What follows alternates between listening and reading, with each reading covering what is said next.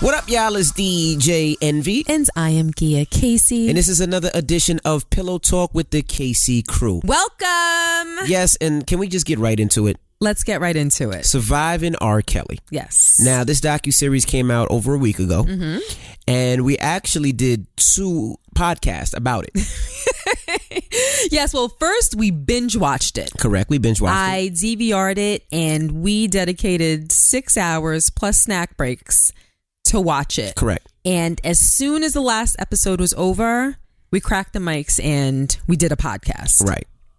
And the problem was we did a podcast, and then I was kind of hard on Lisa Van Allen. That's one of the girls, if you've seen the docuseries, that's the one that said she had the threesome with the 14-year-old. And we're going to talk to you guys as though you've already seen it. We're going to take for granted that you watched this already. Absolutely. I mean, everybody, I think a majority of people who've seen it, who listen to the podcast. And if you didn't, go watch it. Right. Richie's mother watched it.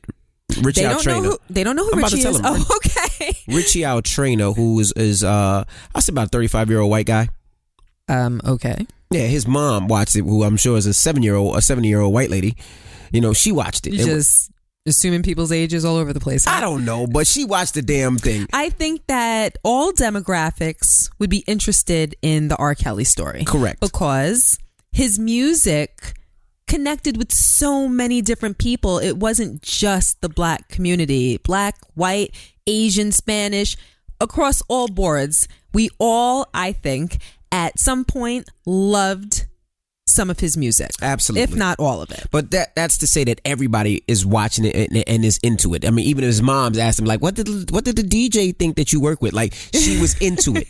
But yes. But the reason we didn't put the podcast out was because every day new information came out, and we didn't want to seem like we didn't know the correct information. So we said, okay, let's not put it out, because I was too mean. I was like, because I didn't know the right information. And then we did another version, and then we didn't like that because some more information came out. So hopefully all the information came out by now, and if not, fuck it, we're putting this motherfucker out. Right, but our commentary was based on the docuseries. Correct. And the information that we all saw on the docuseries. So as more information came out, we didn't want to mislead you. We're here to talk about the truth. And I'm so sorry, but this is Maddie calling saying that she's leaving school. Hey, boo-boo. Hey, Mama. Hey, baby. I'm walking to my car now. Okay, sweetie pie. Well, we're taping a podcast, so I can't really chat. Do you need me for anything? Nope. I literally call every single time you're doing it. Bye. Because we try to do it around the same time. All right, sweetie pie, I love you. Bring me home a juice. Daddy wants a juice. And make sure it's right. Daddy, I forgot my wallet at home. Oh, she forgot her wallet this morning. She doesn't even have her license on her. Ooh. Yeah. All right, but anyway. All right, baby, love you. Love you too. Bye, boo-boo. Right. Bye. All right. So back to R. Kelly. So now let's talk about watching the docuseries. Watching that docuseries, you realize how much of an animal and a monster R. Kelly is. Absolutely. And I'm scared to call him an animal and monster, because I'm sure that animals and monsters who listen to the podcast will be offended how we, compared him to R. Kelly. He's evil personified. He's definitely evil personified. Now, I have a problem with a lot of people in that docuseries, especially him. Just the fact that he preyed on young girls, and he preyed on them probably for a couple of reasons. One, probably because he can't, it's hard. He doesn't read well, and he doesn't write well. I'm not going to say he can't. He doesn't do it well, and he probably feels like I can take advantage of this 14, 15, 16-year-old. The fact that they know I'm a star and think I'm a star, and they wowed by me. I can lure them in, and I can basically fuck them and make them do what I want them to do, to be my personal slave, because that's pretty much what he did. Yes. So wait, let me ask you this. Are you saying that you think that because of his educational level that he identified more with those girls, high school girls? Absolutely. Okay. Absolutely. And I think somebody even said that. I think maybe, don't quote me wrong, but I think maybe one of his brothers might have said that, or somebody might have said that in a statement, that he related to them. That he can relate to them. He can have a conversation and feel and not sound stupid dumb and insecure. So he can talk to them and that's what he did during that docuseries. He found girls that he knew he could take advantage of, and that's what he did. He, he found a lot of situations where, their parents allowed the girls to stay with him and come to Chicago. A lot of situations where the girls were insecure and had similar problems as him, and he made it relatable and he took full advantage of them. You know, and just seeing that scares the shit out of me.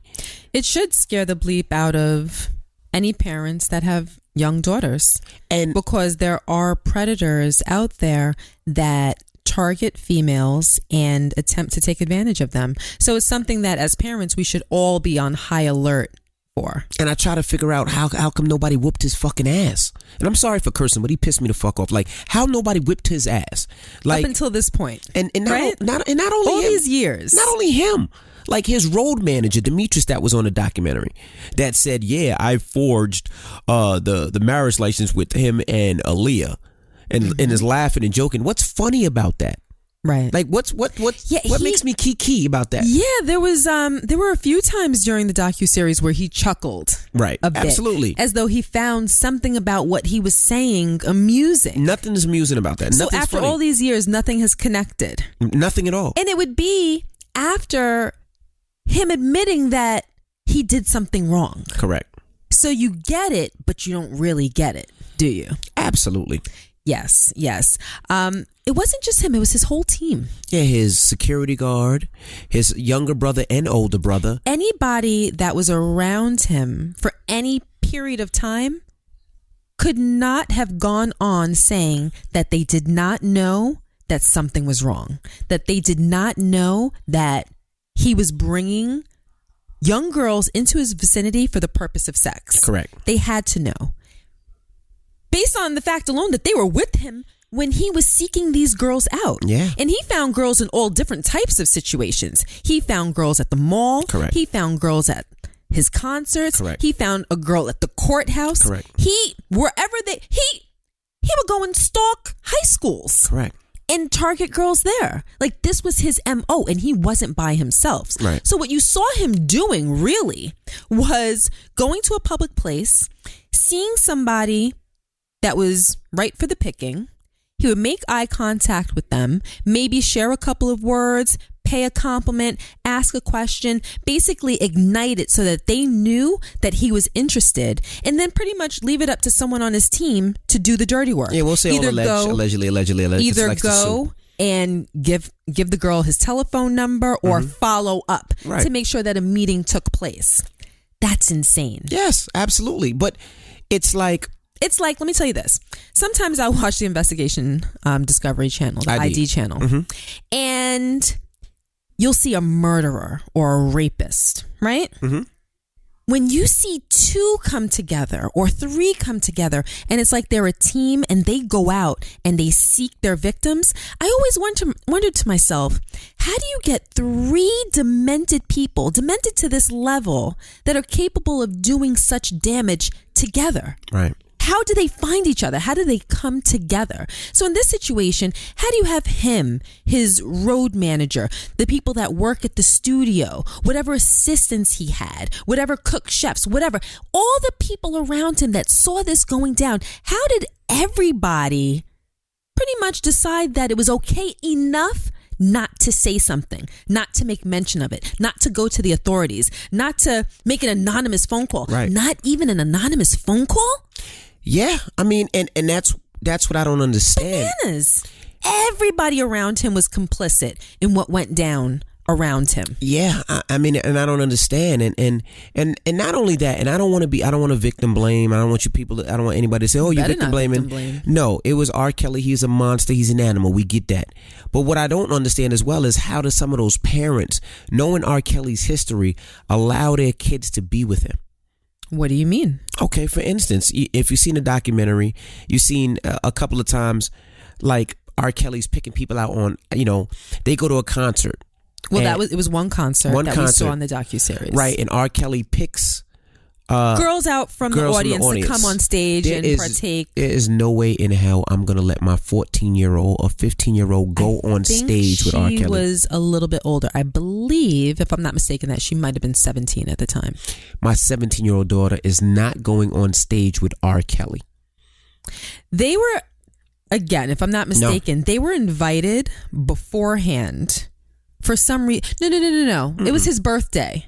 and they went. But didn't we hear something like they were invited beforehand? No, I heard a so. little something about that wasn't included in the docuseries, but I don't know if it's true or not. I don't know if it was a rumor. So, no, I don't know. But whichever way, from the docuseries, they went to a concert, and allegedly the girl didn't even know much R. Kelly music. Right. He picked a couple of girls. She was one of them, and after they went backstage, and they said that they were backstage for a while.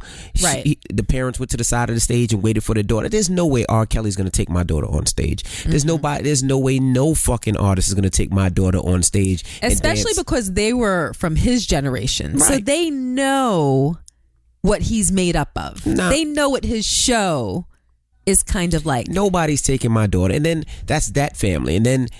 And then the other family who, R. Kelly said, yeah, I'm going to mentor your daughter. And they thought they were doing like, oh, no. All right, well, if R. Kelly's there, then somebody has to be there. That's the same family. That was a different family, I thought. No, that's the same family. The girl that was brought up on stage wound up with his telephone number, left. There was a communication. Oh, she was under the 16 then. She was 16. She was younger. She was like 15, 16. She was young. Because remember, R. Kelly was doing that until she turned 18. Yeah, she was definitely young. And I think she was... I mean, I could be wrong, but I think she was 17. I don't give a fuck. And he waited for her 18th birthday. Yeah, no, there's no way. But regardless, 16, 17, whatever. I don't know how long he waited and attempted to groom her.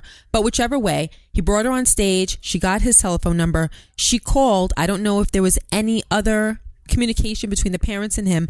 But long story short, she ended up at his hotel. Right. In his room. Correct. The parents found out.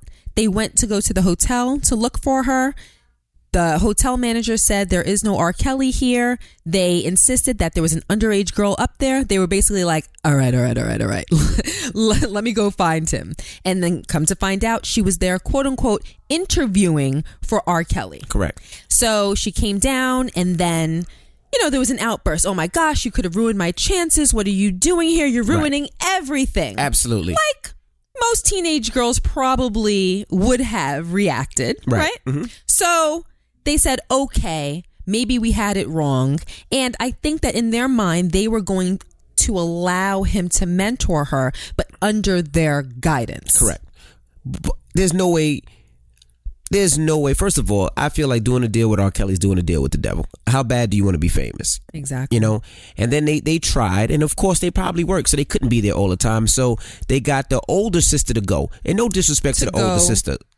To another city. Another city with the younger city, with the younger sister. Mm-hmm. There is no way that an older sister, female, can protect her with all security around, and she can't. There's no possible way. She's not an adult. She needed if that was the case, she needed an adult to be there to supervise in anything. There is no way in hell anybody is going anywhere with my daughter or my son. Matter of fact, when our son goes out of town for anything, if you're not there, I'm not there. If I'm not there and you're not there, my father's there. Mm-hmm. If my father's not there and you're not there and I'm not there, we have a guardian, an adult guardian there. Right. And if that adult guardian is there, you know what? Logan's not going. Exactly. Hey, okay, well, Logan, I'm sorry. You're not going. Deal with it. And if I find and I catch you behind my back calling this grown-ass man, I'm going to fuck you up. Yeah. I'm going to put hands on you. It's the truth. It's the truth. It's the truth. Like, none of that is going down. No. Where my child feels as though it's okay to disobey me. Correct. There has to be a relationship put into place when it comes to parent-child relationships. Right. There has to be an understanding. And don't get me wrong.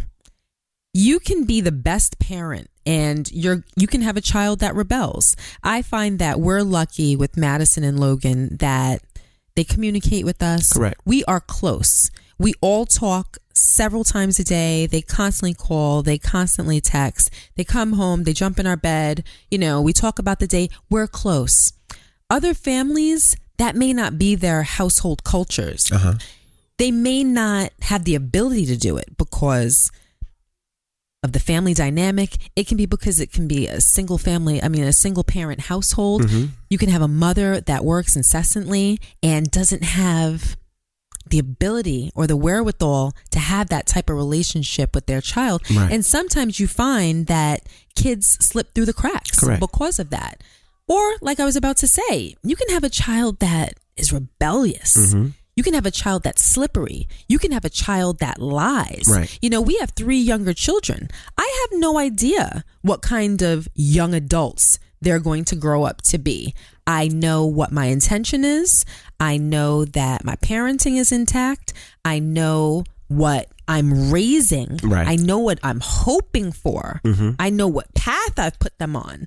But despite all of the great parenting that some of us parents do, kids might just have a personality that doesn't mesh with that. No, absolutely. It could be genes. It could be other outside influences that parents don't have control over. So you have to take all of these things into consideration, like the girl that he met at the courthouse. Absolutely.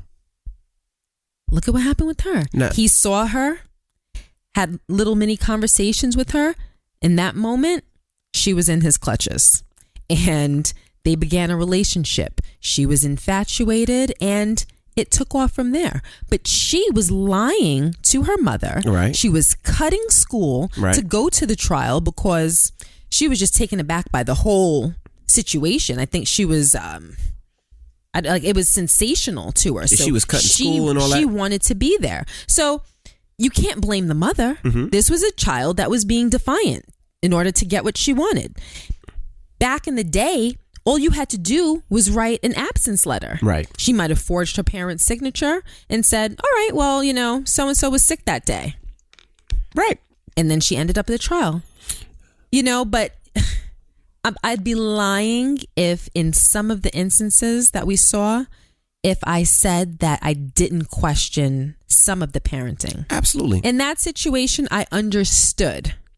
But some of the other situations kind of made me wonder, because I can't see a situation where my child is away from me so much, regardless of work or whatever is pulling me in the opposite direction, Mm-hmm. where I don't know where they are in a cluster of hours. Right. I can't imagine 3 or 4 hours going by and me not knowing where my child is. If you're supposed to be in school, I know where you are from, say, 8 a.m. to 3 p.m. Mm-hmm. At a certain time, you're supposed to be home. If you're going to your friend's house, I should know. I should know the address of your friend. I should know the telephone number. I should know the mother's telephone number. Right. I should know what time you're coming home from that. If you're going back out, I should know where you're going. Mm-hmm. And all it takes is a simple little phone call. So even if you're at work, that's not really an excuse. People look at teenagers and they say, all right, well, they're grown. Let them go be free. Yeah, no, they can be free, but I need to be informed and my permission needs to be given. You can't just go and do what you want Absolutely. as you feel, because it's a cold, cold world out there and things happen. And what the problem is, all of us at some point, I feel, have felt, okay, no, not me. Right. It can't happen to me. That happens to other people. That happens to people on TV. That happens to people on the ID channel. Right. But I'm here to tell you that things can happen to you. Absolutely. And things can happen to your children. So it's important for me. I always think worst case scenario. And I know that, you know, our kids probably think like, gosh, mommy's a little pessimistic. Mm-hmm. But I always think worst case scenario, and I parent from that set of lenses, not from, what's the likelihood? Right. To me, it's all the likelihood in the world. And that's how I feel. So I think that some of these parents pretty much let their children have a little bit more freedom. And these kids were in a position where they could be at his home for hours or a day and not coming back until the evening and then possibly lying. Right. And you're dealing with girls with young minds, right, and girls with young brains, and girls who've been brainwashed. Right. And they've been systematically conditioned to see him in a certain way and to believe certain things. And their whole outlook on relationships were warped. Right. Because at such a young age, you don't have a reference point. Right. They didn't have a reference point. So this, for many of them, was probably like their first introduction into male-female relationships. Correct. And if you have a bad teacher, you're thinking, okay, well, maybe this is okay. Maybe this is normal. Maybe this is right. Right. Maybe this is what should be expected of me. Maybe this is what I should be doing. And they have no one to tell them the contrary, because now your bad teacher is telling you, you can't tell anybody. Right. You can't tell your parents, and grooming them where they're looking at their parents as the enemy. Correct. And it's systematic. It happens over time. Right. It's not as though it just happened in an instant. It happened over time. So it's not as though he threw them into the house and locked them in the room and said, all right, your bucket's in the corner. Allegedly, right. Yeah, no. It's not as though it happened immediately. What he did was he flattered them at first. Allegedly. And these girls, or most of them, it seemed as though were girls with a dream, girls who had a talent and they saw themselves as a star at some point. Mm-hmm. He pays them a compliment. He arranges to see them.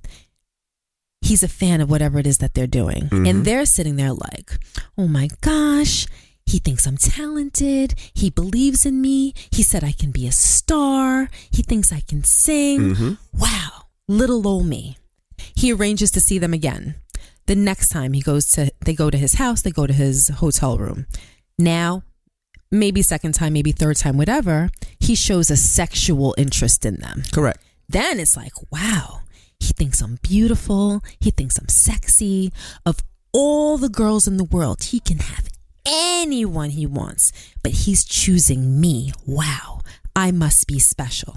So you combine that with a girl that may not know how to say no, or just plain and simply doesn't want to say no. Correct. You see what I mean? Absolutely. And he takes advantage of that. And he's teaching them what to do, how to do it, how to please them. And then basically, allegedly, it's like he pets them on the head. So they feel as though they did something good. Wow, I did it right. I made him happy. Mm-hmm. Wow. And then it goes on from there. Then he probably sits them down and then shares a little bit with them, talks to them, gives them a little bit of insight to who he is in his childhood and how he was raised. And basically is like, you know what? When I was younger, I was molested. Someone touches me. So now they feel as though they've gained his trust. Correct. Another accomplishment in their minds. And it just grows from there. Wow. Of all the people in the world that he could be sharing his vulnerabilities with, he's sharing it with me. Right. So it's systematic. It's little dose after little dose after little dose where they feel as though they are someone special in his life. And little by little, they don't want to disappoint him. Right. And that's how I believe that these girls were becoming undone. Absolutely. Do you see what I mean? Absolutely. But, you know, it's past that. And I'm tired of talking about this and tired of seeing it. It's more than just a docuseries, right? Like, there's so many other things that came out after the docuseries. So, are you done talking about the docuseries? Anything else that you want to talk about the docuseries? Because anything that we missed.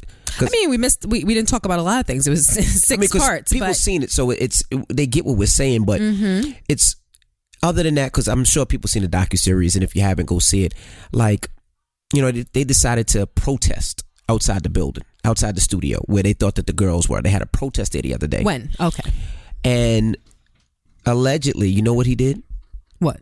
He opened up the music. He opened up the windows and played his music, blasted his music out the windows as the people were out there protesting. Like, why was he in the studio? He's still putting out music. Yeah, like yeah. Why is he actively in the studio? But like a fuck you. Like, oh, y'all out there protesting? I'm gonna play the music louder. Like that type of shit. And they said that he had his people allegedly, you know, on the other side of the street in their cars, flashing lights, trying to intimidate the people that were protesting. You know, those are some of the things that he's still doing. You know, the day after the docuseries came out, he went to the club in Chicago and was performing and singing.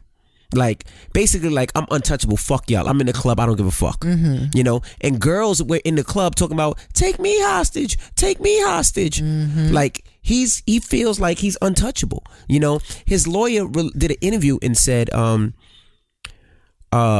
R. Kelly had no idea that Aaliyah was underage when he married her. Mm-hmm.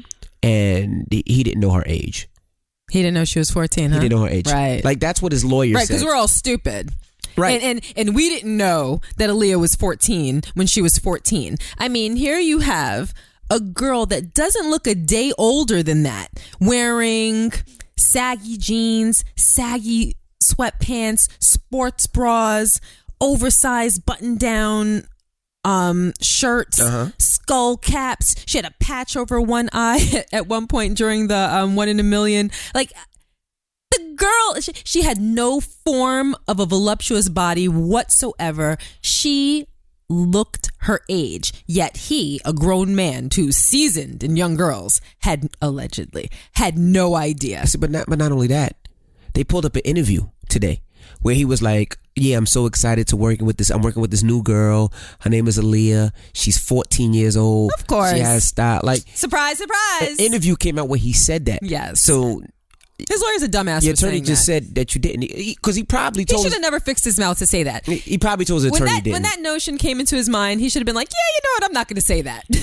Right. It's ridiculous. But, to say, because I don't want to spend this whole podcast, this whole episode talking about R. Kelly, but just to say how much of a creep and criminal he was, and how, they're still trying to bring up charges now. And the sad thing about it is somebody needs to charge him for spreading herpes. Yeah. Allegedly. We say allegedly.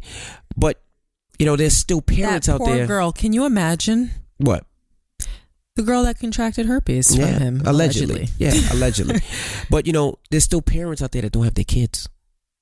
That had, like, there's one girl, the last name Savage, they said they don't even know if their daughter's alive. They haven't seen their daughter in 2 years. Mm-hmm. And their daughters are young women now, though. Yeah, right. Yeah, young women. That's why they can't do anything. But that's why they have no control over the situation. They can do a welfare check where they could check on the welfare and make sure that she's okay. But they don't even know if she's alive. The other girl, they don't even know if they're alive. They don't even speak to their parents. Right. And these girls, like I said, they're of age now. I don't know if all of them, but the ones that we're speaking of specifically, they're of age, but they won't leave. Right. And I think it's because they're suffering from Stockholm Syndrome. Right. Stockholm Syndrome is when a hostage, and I'll call them hostages, and you all understand what I mean by calling them hostages, where the hostage identifies with their abuser. Correct. Where they humanize them. Mm-hmm. And regardless of whatever pain is being inflicted upon the victim will continue to defend them and not hold them accountable. And I think that it's because of the grooming that takes place over time. The term comes from a bank that was robbed in Stockholm, Sweden, I think in the 1970s. And there were 4 hostages taken. And when they were released or rescued, however they became free, they defended their abusers and refused to press charges or partake in any type of prosecution whatsoever. And it's kind of paradoxical in a sense. Mm-hmm. It doesn't make any sense. It's absurd and it's contradictory, but it's a function of the mind. It's kind of like if I punch you in the if you're my husband, and you punch me in the face. And then you run to the refrigerator and get me ice. Mm-hmm. So to me, it might be confusing. If he wants to hurt me, why would he help me? Right? Mm-hmm. As a victim, you might think to yourself, wow, maybe he just acted out of stress, or maybe he couldn't control his emotions, or maybe it was an accident. It'll never happen again. Here he is trying to help me, and he apologizes. But in a sense, you taking him back or accepting that is almost as an invitation for him to do it again. Right. But that's a little bit of the grooming factor.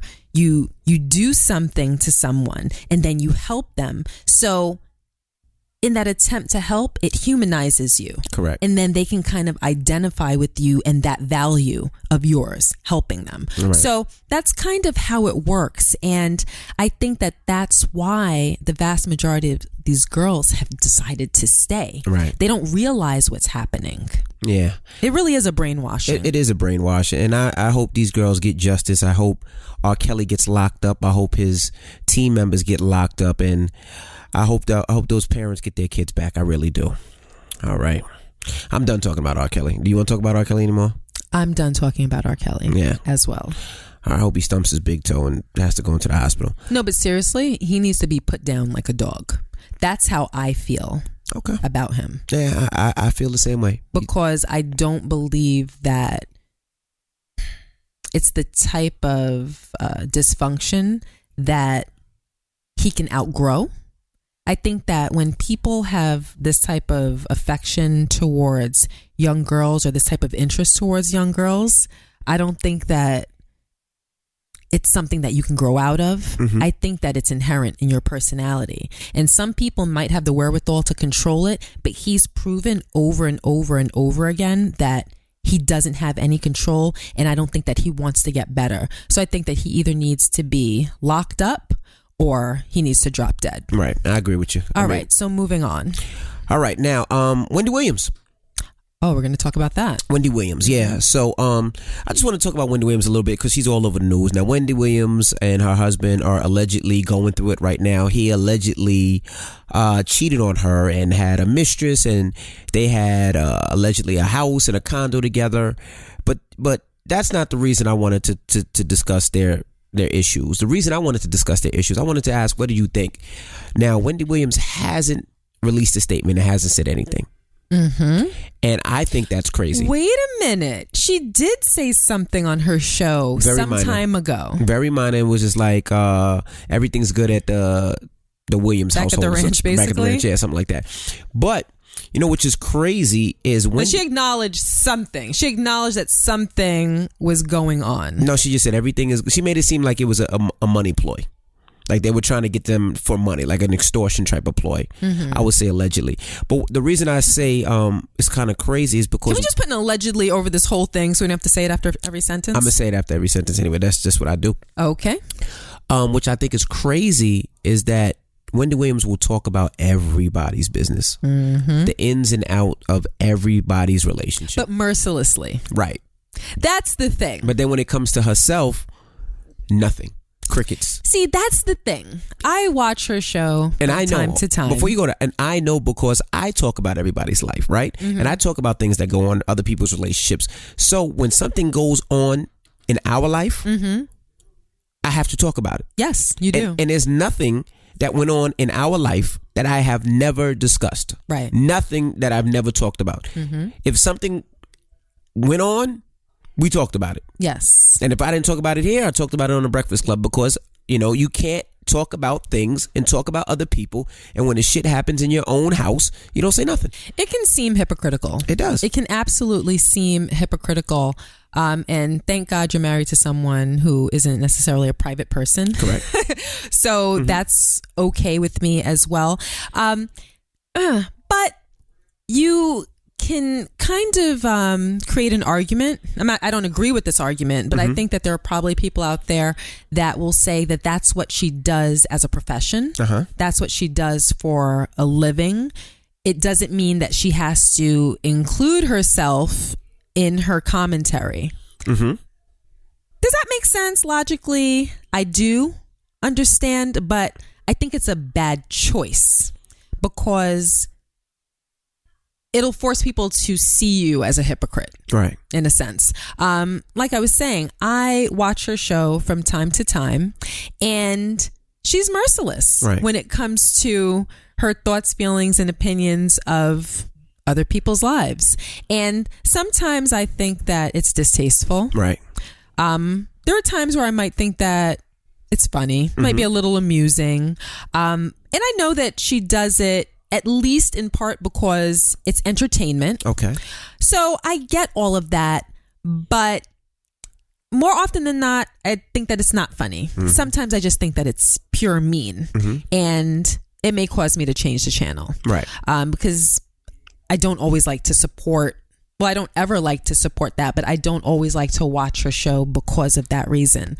So when something happens in her own personal life and it's making such a big splash, I think at the very least it should be addressed because you are a public person and you talk about everybody else's business for a living. So But isn't she on hiatus right now? See, I haven't tuned in. Well, the show's supposed to come. It was supposed to be back 2 weeks ago, and then they said there was a problem. It hasn't come back, and now they have guest host, I believe, this week starting today. Oh. And she's supposed to come back Monday. Obviously, she's going through some problems, through some things. They're trying to figure it out.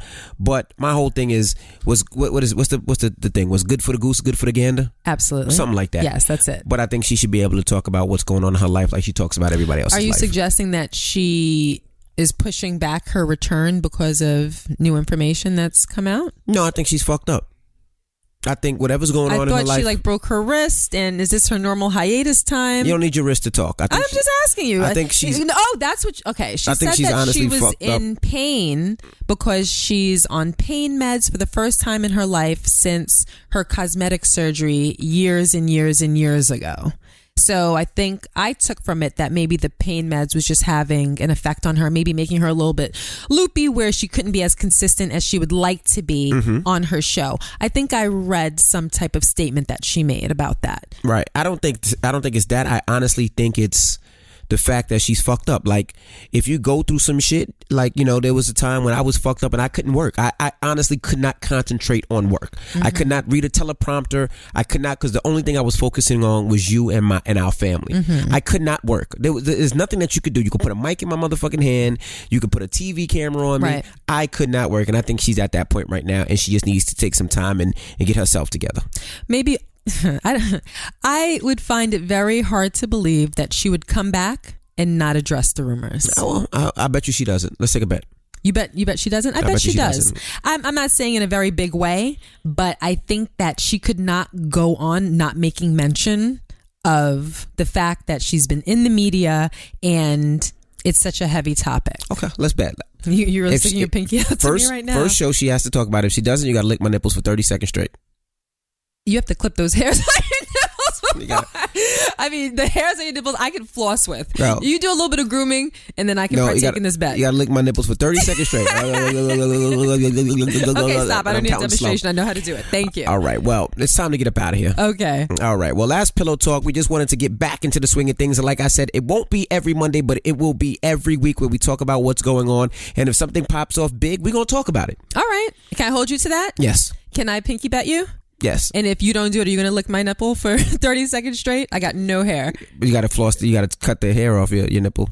I just said I have no hair. I seen one. Stop lying. I'll show you right now. Ooh. All right. I definitely got to get out of here. We're about to get some. All right, guys. I'll see y'all later. I'm DJ Envy. And I am Gia Casey. And that was another edition of Pillow Talk with the KC crew. Toodles.